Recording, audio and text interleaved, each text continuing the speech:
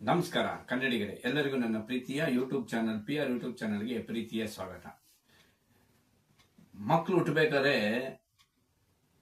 Operation delivery ಆಗೋ ಸಮಯದಲ್ಲಿ ಮಗು ಆಚೆ ಬರ್ಬೇಕಾದ್ರೆ ಅಳ್ತಾನೆ ಬರುತ್ತಂತೆ. ಆದರೆ ಇಲ್ಲಿ ಒಂದು ಮಗು, ಆ ಮಗು ಅತ್ತೇ ಇಲ್ಲ, ಹಾಗೆ ಆಚೆ ಬರುತ್ತೆ.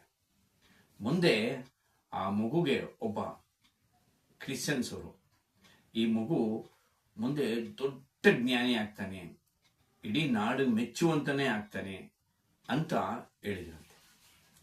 ಯಾರ ಮಗು, ಯಾರು ಅದು ಹೇಳಿದ್ಯಾರು? ಇದೆಲ್ಲ ಕೇಳೋಣ ಬನ್ನಿ ಇವತ್ತಿನ ಸಂಚಿಕೆಯಲ್ಲಿ. ಆ ಮಗು ಬೇರೆ ಯಾರೂ ಅಲ್ಲ, ನಮ್ಮ ಕನ್ನಡ ಚಿತ್ರರಂಗದ ಪರಮಾತ್ಮ ಅಪ್ಪು ಬಾಸ್. ಹೌದು, ಅಪ್ಪು ಬಾಸ್ ಅವರು ಡೆಲಿವರಿ ಆಗೋ ಸಮಯದಲ್ಲಿ ಅವರು ತನ್ನ ತಾಯಿ ಗರ್ಭದಿಂದ ಆಚೆ ಬರಬೇಕಾದ್ರೆ ಯಾವುದೇ ಥರ ಹತ್ತಿಲ್ವಂತೆ. ಹತ್ತಿಲ್ಲ ಅಂದರೆ ಅಲ್ಲಿ ನಡೆದಂಥ ಒಂದು ಚಿಕ್ಕ ಸಾರಸ್ವತವಾದ ವಿಷಯನ ನಾನು ನಿಮ್ಗೆ ಹೇಳ್ತೀನಿ. ಸುಮಾರೊಂದು ಮಧ್ಯಾಹ್ನ ಅಣ್ಣವ್ರಿಗೆ ಮಯೂರ ಚಿತ್ರದ ಶೂಟಿಂಗ್ ನಡೀತಾ ಇತ್ತು. ಆ ಮಯೂರ ಚಿತ್ರದ ಈ ಫೈಟಿಂಗ್ ಪ್ರಭಾಕರ್ ಅವ್ರಿಗೂ ಮತ್ತು ಅಣ್ಣವ್ರವ್ರಿಗೂ ಒಂದು ಮಲ್ಲ ಯುದ್ಧ ನಡೆಯುವಂಥ ಒಂದು ಸಮಯ. ಆ ಸಮಯದಲ್ಲಿ ಅಮ್ಮವ್ರಿಗೆ ಹೊಟ್ಟೆ ನೋವು ಕಾಣಿಸಿ ಅವ್ರನ್ನ ಆಸ್ಪತ್ರೆಗೆ ಕರ್ಕೊಂಡು ಹೋಗ್ತಾರೆ. ಆಸ್ಪತ್ರೆಗೆ ಕರ್ಕೊಂಡು ಹೋದಾಗ ಅಲ್ಲಿ ಆಸ್ಪತ್ರೆಯಲ್ಲಿ ಡೆಲಿವರಿಗೆ ಅಂತ ಒಳಗೆ ಕರ್ಕೊಂಡು ಹೋಗ್ತಾರೆ. ಒಳಗೆ ಕರ್ಕೊಂಡು ಹೋದಾಗ ಒಂದು ಆಚೆಗಡೆ ಭಗವಾನ್ ಅವರು ಹಾಗೂ ಅಣ್ಣವರ ತಾಯಿಯಾದಂಥ ಲಕ್ಷ್ಮಮ್ಮ ಅವರು ಅಲ್ಲಿರ್ತಾರೆ. ಅಮ್ಮವರು ಒಳಗಡೆ ಆಪರೇಷನ್ ಥಿಯೇಟ್ರಲ್ಲಿ ಇರ್ತಾರೆ. ಒಂದು 5 ರಿಂದ 10 ನಿಮಿಷ ಇರಬೇಕೇನೋ, ಒಬ್ಬ ನರ್ಸ್ ಆಚೆ ಬರ್ತಾರೆ. ಬಂದ್ಬಿಟ್ಟು ಅವ್ರಿಗೆ ಕಾಫಿ ಬೇಕಂತೆ, ಒಂಚೂರು ಕಾಫಿ ಕುಡಿ ಅಂತ ಹೇಳ್ತಾರೆ. ಹಾಗೆ ಅವ್ರು ಇನ್ನೊಂದು ಮಾತು ಹೇಳ್ತಾರೆ, ಗಂಡು ಮಗು ಜನಿಸಿದೆ ಅಂತ. ಗಂಡು ಮಗು ಜನಿಸಿದೆ, ಅವ್ರು ಕಾಫಿ ಬೇಕಂತ ಒಂದು ಲೋಟ ಕಾಫಿ ಕೊಡಿ ಅಂತ ಬಿಟ್ಟು ಅಮ್ಮವ್ರ ಹತ್ರ, ಅದು ಅಮ್ಮವ್ರ ಹತ್ರ ಬಂದು ಹೇಳ್ತಾರೆ. ಅಣ್ಣವರ ತಾಯಿಯವ್ರಿಗೆ ಆಶ್ಚರ್ಯ, ಏನಿದು ಮಗು ಹುಟ್ಟಿದ ಗಂಡು ಮಗು ಅಂತ ಹೇಳ್ತಾ ಇದ್ದಾರೆ, ಆ ಮಗು ಕಿರ್ಚಿದ್ದು ಅತ್ತಿದ್ದು ಒಂದು ಚೂರು ಸೌಂಡ್ ಕೇಳಿಲ್ವಲ್ಲ, ಏನಿದು ಅಂತ ಅಮ್ಮವ್ರಿಗೆ, ಅಣ್ಣವ್ರವ್ರ ತಾಯಿಗೆ ಅವ್ರಿಗೆ ಆಶ್ಚರ್ಯ. ಏನಾಯ್ತು ಅಂತ ಸಡನ್ನಾಗಿ ಅವ್ರು ತಂದಿದ್ದಂಥ ಬ್ಯಾಗಲ್ಲಿ ಕಾಫಿ ಗ್ಲಾಸ್ ಇತ್ತು, ಫ್ಲಾಸ್ಕ್ ಇತ್ತು. ಆ ಫ್ಲಾಸ್ಕಿಂದ ಒಂದು ಕಾಫಿ ತೆಗೆದು ಆ ನರ್ಸ್ ಕೇಳ್ಕೊಡ್ತಾರೆ. ಆ ನರ್ಸು ಆ ಕಾಫಿನ ತಗೊಂಡು ಒಳಗೆ ಹೋಗ್ತಾರೆ.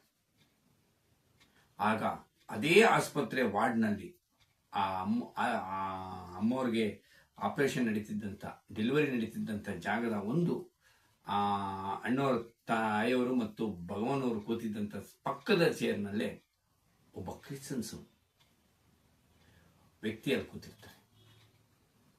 ಅವರು ಇದನ್ನ ಕೇಳಿಸ್ಕೊಂತ ಆಡ್ತಾರೆ, ಏನಿದು ಮಗು ಕೀರೇ ಇಲ್ಲ, ಆದರೂ ಗಂಡು ಮಗು ಅಂತ ಹೇಳ್ತಾ ಇದ್ದಾರೆ, ಏನೋ ತೊಂದರೆ ಆಗಿರ್ಬೋದಾ ಅಂತ ಅಂದ್ಬಿಟ್ಟು ಅವ್ರೇನು ಮಾಡ್ತಾರೆ, ಸೈಡಲ್ಲಿ ನಿಂತ್ಕೊಂಡು ಅವರು ಪ್ರಾರ್ಥನೆ ಸಲ್ಲಿಸ್ತಾರೆ.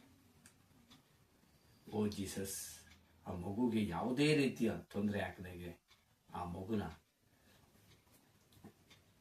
ಹುಷಾರಾಗಲಿ, ಅಲ್ಲಿ ಯಾವುದೇ ತಾಯಿಗಾಗಲಿ ಮಗುವಾಗಲಿ ತೊಂದರೆ ಆಗಬಾರ್ದು ಅಂತ ಹೇಳ್ಬಿಟ್ಟು ಆ ಕ್ರಿಶ್ಚಿಯನ್ಸ್ ಆದಂಥ ವ್ಯಕ್ತಿ ಆ ದೇವರಲ್ಲಿ ಪ್ರಾರ್ಥನೆ ಮಾಡ್ಕೊತಾರೆ. ಅವರು ಪ್ರಾರ್ಥನೆ ಮಾಡಿ 2 ನಿಮಿಷದ ಒಳಗಡೆ ಆ ಕಡೆಯಿಂದ ಮಗು ಅಳೋ ಸೌಂಡು ಜೋರಾಗಿ ಕೇಳುತ್ತೆ. ಆಗ ಅಣ್ಣವರವ್ರ ತಾಯಿಗೂ ಹಾಗೂ ಅಲ್ಲಿದ್ದಂಥ ಭಗವಾನ್ ಅವ್ರಿಗೂ ಇನ್ನಿಲ್ಲದ ಖುಷಿ, ಆನಂದ ಆಗುತ್ತೆ. ಆಗ ನರ್ಸ್ ಮತ್ತೆ ಆಚೆ ಬಂದು ಗಂಡು ಮಗು ಅಂತ ಹೇಳಿ ಹೋಗ್ತಾರೆ. ಈ ವಿಷಯ ಸಂಜೆ 6:07 ಏನೋ ಆ ಅಪ್ಪು ಬಾಸ್ ಹುಟ್ಟಿರೋದು. ಆ ಸಮಯದಲ್ಲಿ ಆ ವಿಷಯ ಸ್ವಲ್ಪ ಹೊತ್ತಲ್ಲೇ ಅಣ್ಣವರು ಹೋಗಿ ಕಿವಿ ಮುಟ್ತದೆ. ಅಣ್ಣ ಈ ಥರ ಗಂಡ್ಮಗು ಜನನೂ ಆಯಿತು ಅಂತ ಹೇಳ್ಬಿಟ್ಟು ಅಣ್ಣವ್ರಿಗೆ ಹೋಗಿ ವಿಷಯ ಮುಟ್ತವೆ. ವಿಷಯ ಮುಟ್ಟ ತಕ್ಷಣ ಅಣ್ಣವರು ಅಲ್ಲಿ ಚಿತ್ರೀಕರಣ ನಡೀತಿದ್ದಂಥ ಸಮಯದಲ್ಲಿ ಆಗ ಏನು ಶೂಟಿಂಗ್ ಇತ್ತು ಅದನ್ನು ಮುಗಿಸಿ ತಕ್ಷಣ ಆಸ್ಪತ್ರೆಗೆ ಹೊರಟ್ಬಿಡ್ತಾರೆ. ಹೊರಟು ಬರಬೇಕಾದ್ರೆ ಅವ್ರು ದಾರಿಲಿ ಬರ್ತಾ ಇರ್ತಾರೆ. ಅಷ್ಟರಲ್ಲಿ ಈ ಕ್ರಿಶ್ಚಿಯನ್ಸ್ ವ್ಯಕ್ತಿ ಪ್ರಾರ್ಥನೆ ಮಾಡಿರ್ತಾರಲ್ಲ, ಅವ್ರು ಬಂದು ಹೇಳ್ಬಿಟ್ಟು ಹೋಗ್ತಾರಂತೆ, ಇದು ಸಾಮಾನ್ಯವಾದ ಮಗು ಅಲ್ಲ, ಈ ಮಗು ಮುಂದೆ ದೊಡ್ಡ ಜ್ಞಾನಿ ಆಗ್ತಾನೆ, ದೊಡ್ಡ ಆದರ್ಶ ಪುರುಷ ಆಗ್ತಾನೆ ಅಂತ ಹೇಳಿ ಹೋಗ್ತಾರಂತೆ. ಅವ್ರು ಹೋಗ್ಬಿಡ್ತಾರೆ. ಅವ್ರು ಹೋದ ನಂತರ ಅಣ್ಣವರು ಆಸ್ಪತ್ರೆಗೆ ಬರ್ತಾರೆ. ಅಣ್ಣವ್ರ ಆಸ್ಪತ್ರೆಗೆ ಬಂದು ಬಾಗಿಲ ಹತ್ರ ಬಂದು ಆ ಗೇಟ್ ಹತ್ರ ಮೇನ್ ಎಂಟ್ರೆನ್ಸ್ ಹತ್ರ ಬಂದು ಒಳಗೆ ಬರ್ತಾ ಇರ್ಬೇಕಾದ್ರೆ ಭಗವಾನ್ ಅವರು ಮತ್ತೆ ಚೆನ್ನೇಗೌಡರವರು ಎಲ್ಲ ಇರ್ತಾರೆ. ಅವರೆಲ್ಲ ಬಂದು ಅಣ್ಣವ್ರನ್ನ ಮಾತಾಡಿಸ್ತಾ ಗಂಡು ಮಗು ಜನನ ಆಯಿತು ಹಿಂಗೆ ಅದೆಲ್ಲ ನಡೆದ ಘಟನೆಗಳೆಲ್ಲ ಹೇಳ್ತಾ ಇರ್ತಾರೆ. ಆಗ ಆ ಕ್ರಿಶ್ಚಿಯನ್ಸ್ ಹೇಳಿದಂಥ ಮಾತನ್ನು ಸಹ ಅಣ್ಣವ್ರಿಗೆ ಅವ್ರು ಹೇಳ್ತಾರೆ.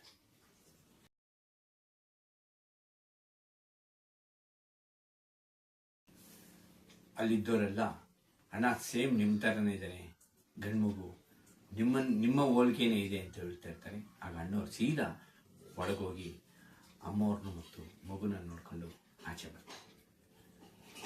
ನೋಡಿ, ಆಗ 75ನೇ ಇಸ್ವಿಯಲ್ಲೇ ಆ ಒಬ್ಬ ಕ್ರಿಶ್ಚಿಯನ್ಸ್ ಅವರು ಈ ಮಗುವಿನ ಜನನ ನೋಡಿ, ಈ ಮಗು ಮುಂದೆ ದೊಡ್ಡ ವ್ಯಕ್ತಿ ಆಗ್ತಾನೆ, ದೊಡ್ಡ ಜ್ಞಾನಿ ಆಗ್ತಾನೆ, ಹಲವಾರು ಜನರಿಗೆ ಸ್ಫೂರ್ತಿದಾಯಕರಾಗ್ತಾನೆ ಅಂತ ಹೇಳ್ಬಿಟ್ರು.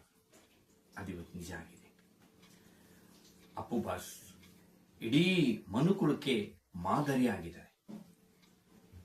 ಕನ್ನಡ ನಾಡಿನ ಪರಮಾತ್ಮರಾಗಿದ್ದಾರೆ.